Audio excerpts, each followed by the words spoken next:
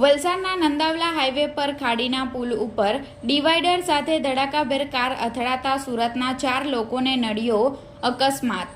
ઈજાગ્રસ્તોને સારવાર હેઠળ નજીકની સિવિલ હોસ્પિટલમાં ખસેડાયા। ઘટના સ્થળેથી મળતી વિગત મુજબ સુરતના 4 યુવકો વાપી ખાતે અંગત કામ અર્થે ગયા હતા। કામ પતાવી પરત સુરત જઈ રહ્યા હતા, જે દરમિયાન વલસાડ હાઈવે પરથી બ્રેઝા કાર નંબર GJ05JS 8373 માં પસાર થઈ રહ્યા હતા, ત્યારે વલસાડના નંદાવલા નેશનલ હાઈવે નંબર 48 પર આવેલી ખાડીના ડિવાઈડર સાથે ધડાકાભેર કાર અથડાતા ગંભીર અકસ્માત સર્જાયો હતો।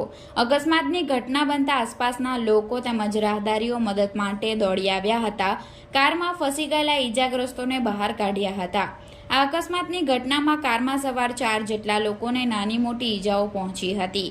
સ્થાનિકોએ તાત્કાલિક 108 એમ્બ્યુલન્સ અને રૂરલ પોલીસને ઘટનાની જાણ કરી હતી।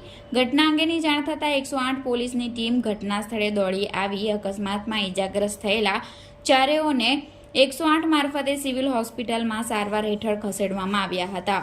અકસ્માત બાદ હાઈવે ઉપર ટ્રાફિક જામ સર્જાયું હતું। જોકે વલસાડ રૂરલ પોલીસની ટીમે અકસ્માતગ્રસ્ત કારને ક્રેનની મદદે સાઈડે હટાવી હાઈવે ખુલ્લો કરાવી વાહન વ્યવહાર રાબેતા મુજબ કરાવ્યો હતો।